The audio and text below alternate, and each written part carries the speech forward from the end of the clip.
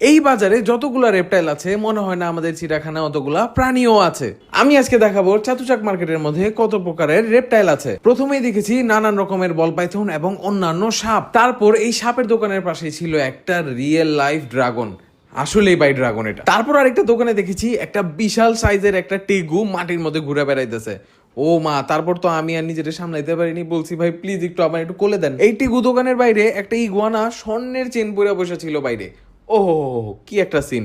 আমার একটা আইডিয়া আসলো, আমার মাস্তানরেও পরামো এটা। অনেক রঙের ইগুয়ানা এবং অনেক রঙের ক্যামেলিয়ানের দর্শনের পর আমি দেখতে পেলাম বাংলাদেশের অনেক জনপ্রিয় একটা জিনিস, যেটা নাম হলো তোকে গেকো। সবাই যেটা বলে কোটি টাকার তক্ষক। যেহেতু আমি কালেকশনের কথা বলছি তাই কিছু ব্যাঙও দেখাইতেছি। যে দেশি ব্যাঙ আমাদের এখানে আছে ওটা পুরো হোয়াইট পাওয়া যায় এখানে, এবং কিছু কিছু কচ্ছপ এমন আছে যেগুলা 100-200 বছরের উপরে। তাই আমি চিন্তা করলাম ওদের ফুটে চুলা এবং ওদের কালেকশন গুলো একটু আপনাদের দেখাই। কবে যে পালতে পারবো একটা কচ্ছপ আল্লাহ জানে। তবে ফেলেন